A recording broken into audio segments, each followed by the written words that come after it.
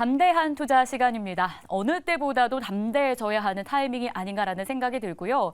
앞서서 조기준 코치도 이야기를 했지만 결국 이 낙폭은 계속 이어지지 않고 분명 반등을 하는데 우리가 그 타이밍을 잘 노리고 포트폴리오 구성을 잘 해야 한다라고 이야기를 합니다. 여기에 또 시장 상황이 어떻게 돌아가고 있는지 우리가 잘 알아야 또 편안해지는 마음도 가질 수 있고요. 무엇보다 아는 만큼 또 대응도 할 수 있기 때문에 오늘 좀 알아갈 수 있는 시간을 저희가 준비해봤습니다. 함께 하실 분은요. 레몬리서치의 김민수 대표입니다. 어서 오십시오. 네, 안녕하십니까. 네, 반갑습니다. 김민수 대표님은 항상 정중하게 인사를 하셔서 저도 이렇게 정수리까지 인사를 해야 되나 항상 고민이 좀 드는데 시장 고민하시죠, 그냥. 알겠습니다. 오늘은. 예. 네. 네. 너무 감사해서 이렇게 예, 또 감사합니다. 많은 분들이 좋아하시지 않을까 싶어요. 겸손하신 이 시장만 부분이. 올라가면 인사는 100번이라도 하겠습니다. 네. 그 정도로 시장 네. 안에서 애정을 정말 많이 갖고 계신데 제가 앞서서도 이야기했지만 시장을 좀 알아야 상황이 어떻게 돌아가는지 알아야 우리 마음도 편안해지고 대응하기도 수월해진다라는 생각이 들어요. 일단 가장 큰 좀 우려? 그런 문제가 되고 있는 미국발 악재들이 아닐까 싶은데 네. 국채금리가 급등한 부분부터 체크를 좀 해볼까요? 배경 뭐라고 보세요? 네, 일단 다 아시는 내용들 점검하는 차원인데요. 네. 저 추석 연휴 기간에도 계속 이거 보면서 마음을 졸였었죠. 아니 왜 이렇게 올라가? 맞아요. 라고 하는 대표적인 달러, 금리, 유가 이 세 개가 아무래도 시장을 짓누르는 폭이 좀 크다고 봐야 될 것 같은데 그중에 이제 금리 같은 경우가 이제 뭐 4.8% 설마 저기 가겠어? 라는 게 이제 설마가 현실이 되다 보니까 네. 미국 시장에서도 타격이 좀 크고 그걸 고스란히 국내 시장에서도 받다 보니까 이럴 걸 그냥 중국처럼 이번 주 그냥 쭉 쉬는 게 어떨까 하는 생각도 드는데 네. 아무래도 이런 부분의 원인이 뭐겠느냐라고 봤을 때는 그냥 일단 연준의 의도가 여전히 금리를 올리겠다라는 신호가 높다고 봐야 될 것 같고요. 그런 쪽에서 이번에 발표됐던 고용 이직 보고서 관련된 졸츠에서도 나온 것처럼 예상했던 것보다 훨씬 더 한 860만 건 정도면 구인 충분할 걸로 봤는데 980만 건까지 나오죠. 네. 그만큼 고용이 활발하게 움직인다는 얘기는 아무래도 경기가 여전히 강하다. 미국은 충분히 견딜 수 있겠다는 쪽이다 보니까 그러면 그에 따라서 여전히 고용이 양호한 걸 바탕으로 연준은 또 금리를 올리려고 하지 않겠느냐라는 쪽이고 그런 가운데 또 어떤 지표 중에 하나 유가가 계속 올라가는 모습들이 나오다 보니까 아무래도 물가는 계속 올라갈 것 같은데 네. 그럼 연준은 당연히 그에 따라서 한 번 더 올해 금리 인상을 하지 않겠느냐. 11월 5와 디셈버, 노벰버 5와 디셈버 이렇게 나오고 있는 관점 쪽에서 아마 지금 어떤 시장에서 반응하는 정도는 그래도 어떤 페드워치 쪽에서 봤을 때는 한 30% 40%대밖에 반영을 안 하고 있지만 혹시나 이게 점점 더 올라갔을 때 추가 금리 인상에 대한 부담이 높지 않겠느냐라는 부분들이고 또 하나 좀 구조적인 상황들로 봤을 때는 일단 이번에 셧다운 관련된 쪽에서 잠정적으로는 한 달 반 45일 넘어갔습니다.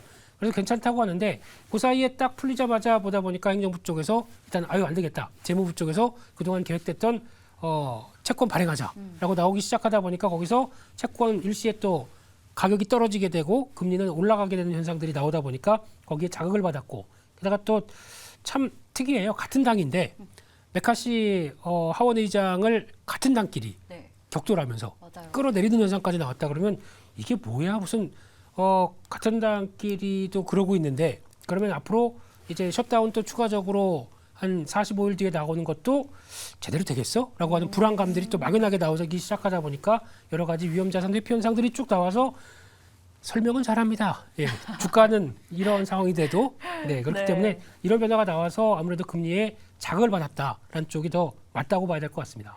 얘기를 듣다 보니까 이렇게 쫙 머릿속에 그림이 한 편의 시나리오처럼 쫙 그림이 그려질 정도로 좀 이해가 잘 가는 설명이었어요. 그래서 근데 궁금한 건 이 10년물 금리가 4.8%까지 올라갔고 5% 이상 갈 수 있다라는 가능성도 제기가 되잖아요. 네. 한 20% 정도로 보고 있더라고요.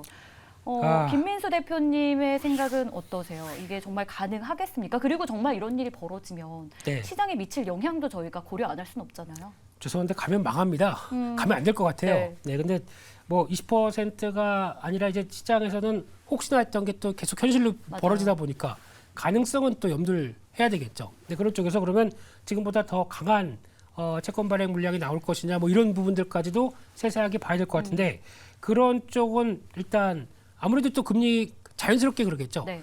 많이 또 올라가게 되면 그에 따라서는 이건 좀 부담스러워라고 하는 또 자연스러운 구간이 들어올 정도가 4.9 정도를 얘기를 많이 하는 것 같습니다. 근데 그거는 모르겠고 가봐야 될 것 같고요. 네. 이렇게 되기 시작하게 되면 점점 더 위험 자산에 대한 부담감이 커질 거고 왜냐하면 지금 누가 여기서 그럼 주식을 삽니까? 그렇죠. 가만히 그냥 채권 사게 되면 5% 그냥 수익이 나는데 네. 라고 하다 보니까 그런 관점 쪽에서는 부담 요인들은 더 될 수밖에 없겠다라고 봐야 될 것 같습니다.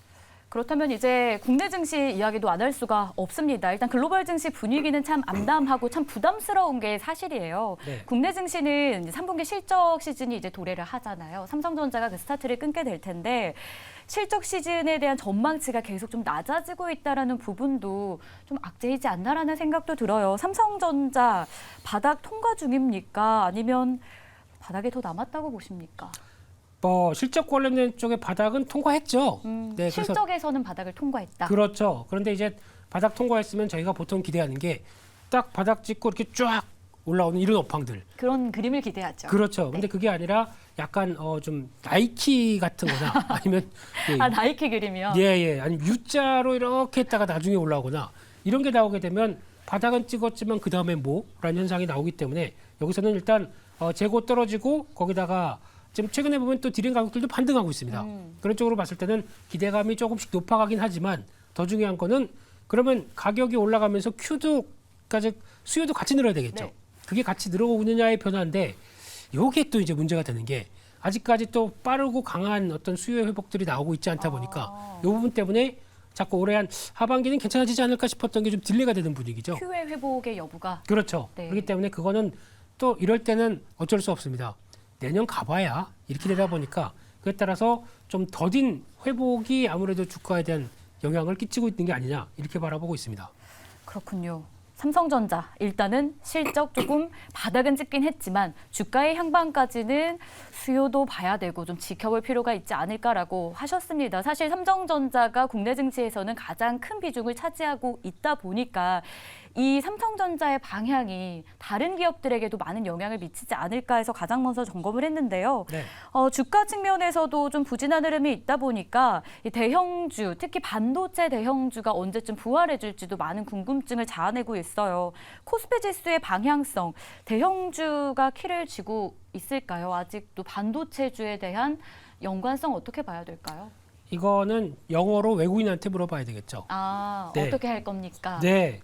하여튼 하우까지. 네, 지금 오늘 같은 경우도 단적인 시장의 분위기는 네. 그동안 외국인들 선물 매도 계속 이어지면서 오늘도 추가적으로 매도를 하고 있습니다. 지금 현재 봤을 때 8,700개. 그러니까 오늘 아까 낮에는 좀 줄어드나 싶었더니 여전히 맞아요. 8, 9천 개 정도로 매도를 계속 꾹 누르고 있는 상태고 그런 쪽에서 그전 같은 경우는 그나마 주식 쪽에 매도가 없었는데 오늘은 주식 매도가 좀 꽤 있네요. 네. 그러니까 한 4천억 가까이 나오고 기관이 또 프로그램 매도와 함께 5천억 넘게 네. 매도하게 되면 오늘 거의 외국인 기관 양 주체별을 합치게 되면 1조 가까이 매도를 하게 맞아요. 되겠네요. 이런 쪽으로 나왔을 때 이게 과연 수급적으로 외국인들 선물로 촉발된 여러 가지 부담들이 나오기 시작한 게 이제 단기간에 풀리겠느냐. 요건 이제 중요할 것 같고 일단 두 번째로는 매크로 지표 때문에 빠졌기 때문에 네. 매크로 지표에 안정이 나와야 되겠죠. 그러면 대표적으로 금리가 안정이 되기 시작해야 여러 가지가 또 변화가 나온다라고 하게 되면 적어도 지난번 고점 때 시도했었던 한 4.6대까지 빠르게 내려오기 시작해야 시장에 변화가 들어올 텐데라는 생각을 하게 되면 두 가지입니다. 외국인 금리 두 가지를 보고 결정을 해야 되겠죠. 외국인과 금리를 보자라고 네. 정리를 해주십니다. 자, 그러면은 코스피에서는 저희가 삼성전자를 받고 코스피 지수의 향방도 확인을 했다면 코스닥 안 볼 수 없겠죠. 가장 큰 어려움이 되는 건 에코프로 그룹주 아닐까 싶어요. 8% 급락하는 구간인데 전략 좀 어떻게 세워볼까요? 에코프로 그룹주 자체 본다면요. 네, 이제 2000년대 전반적으로 봤을 때는 일단 예고된 실적의 흐름들이었습니다. 9월 달에 수출 동향을 보게 되면 수출액 자체가 양극재 같은 경우 한 9억 9천만 달러라고 네. 하다 보니까 양극재 수출액이 전년 대비 8% 감소했습니다. 근데 자세히 보게 되면은 수출량은 14%가 늘었는데 지금 수출량은 7%가 늘었는데 네. 가격이 14%가 빠졌죠. 그러다 보니까 이 전반적으로는 한 8%가 하락한 수치가 나오는 거죠. 그러니까 이게 지금 저희가 보통 얘기하는 P와 Q 중에서 네. P가 하락폭이 좀 크다 보니까 Q는 여전히 꾸준히 우상향하고 있는데도 영향을 크게 받았다라고 하게 되면 가장 중요한 거는 성장주 쪽에서 Q가 제일 중요하다라고 봤을 때 P는 또 변동합니다. 4분기 들어가게 되면 혹시나 또 반등권으로 나왔을 때 그러면 실적은 또 바뀔 수가 있는 요인들이 되겠죠. 그렇게 되면은 지금은 오히려 그걸 합쳐서 본다라고 하게 되면 P의 반전이 나왔을 때 실적은 또 이번 분기가 안 좋고 다음 분기 또 좋아질 수가 있겠죠. 네. 그런 걸 생각하게 되면 지금은 오히려 이제 약간 투매라든가 좀 일단 급한 하락이 나오게 되면 이를 좀 이용하는 전략은 맞겠다라고 생각드는데 무섭죠. 이제 지금 그게 하나의 지금 사도 돼? 라고 하는 두려움이 그렇죠. 나오고 어떻게요? 있는 그러면 지금 사요? 지금 말씀드리고 있는데요. 예. 이럴 때는 네. 마음이 급했어요. 네. 매수하냐, 관망하냐, 매도하냐 이 기로에 놓여 있습니다. 네, 추가로 급한 하락이 투매 비슷하게 유도가 된다. 네. 그러면 그거는 받는 게 좋겠다라고 생각을 갖고 있는데 모르겠습니다. 워낙 이 2차전지 쪽은 성장주 쪽의 한쪽이어서 진폭이 크다 보니까 그렇긴 한데 밀리면 사는 쪽으로 보시는 게 더 좋을 것 같습니다. 밀리면 사는 쪽으로 보는 전략이 좋겠다라는 김민수 대표의 전략이었습니다. 자, 그러면 10월 큰 그림에서도 전략을 한번 세워볼까요? 좀 과대 낙폭이 있었던 섹터나 종목이 있다면 이것도 궁금하고요.